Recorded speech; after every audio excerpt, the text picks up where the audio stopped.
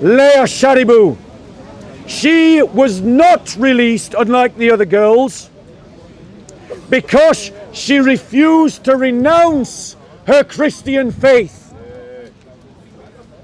Let me ask you this question. How many liberal celebrities have mentioned the name of Leah Sharibu? 0. Has Gary Lineker spoke up for Leah Sharibu? Baby, go baby. No, he hasn't. Name me another celebrity that thinks to talk on politics. Ladies and gentlemen, all of those virtue signaling hypocrites who jump on Twitter to talk about Palestine and Israel, why have they not remembered the life of Leah Sharibu? Why? Why? I'll tell you why. Why? Because she's black, she's poor, and she's Christian. And the white middle class of England and those virtue signaling left-wing hypocrites don't give a shit about black, poor Christians. So the cause of Leah Sharibu has been forgotten. But not by me. Why? Why? Because my theology tells me to love the church wherever the church is in the world. And a confessor as holy and as venerable as Leah Sharibu should be a name that we all remember across the entire world, across the whole of the church. Her cause and her suffering should never be far from our hearts. We should call for the destruction of this Islamist army called Boko Haram. We should work for the destruction of this Islamist army called Boko Haram. We should call upon our governments to bomb Boko Haram like they bombed ISIS. And why? Why? Because the life of black Nigerian Christians is just as important as Yazidis in Iraq and Syria. That is why, ladies and gentlemen, Christianity does not call us to pacifism in the face of Boko Haram and other Islamist armies. We are simply called to work within the law. But there is much that we can do within the law to bring about the end of these Islamist armies and to bring about the freedom of people like Sharibu. I want to ask you this question. How can you consider bishops and priests who compromise on our faith to accommodate ideologies of multiculturalism, how can you consider them worthy of respect when they are compared to the example of the confessor Leah Sharibu?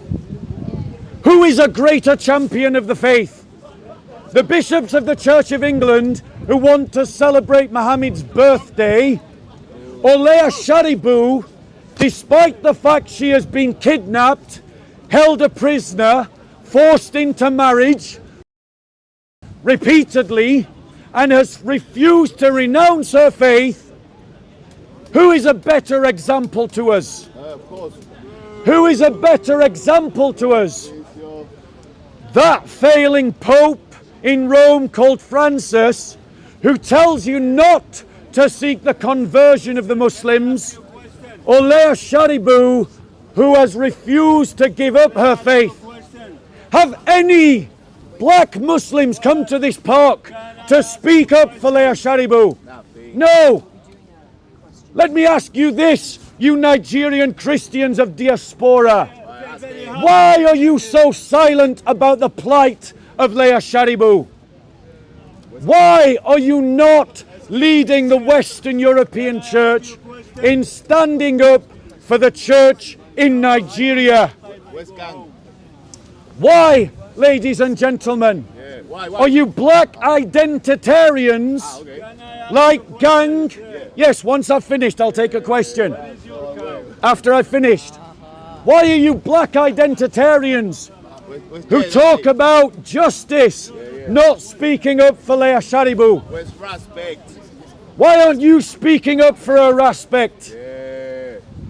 Why am I, the white Christian from Europe, The white devil. speaking up for the poor black Christian The white devil. in Nigeria? I'll tell you why. Why? Because I love them. Because Leah Sharibu is my sister and I care about what happens to her. That's right. And if you are a person that has any sense of justice in your heart, you would care about what happens to her. That makes sense. But ladies and gentlemen, notice the Muslims are heckling me because I'm speaking up for someone who's suffering. Where is the Wake up to what that symbolizes. Wake up to what that represents. There is no matter, there's no bottom to the evil that they will go to.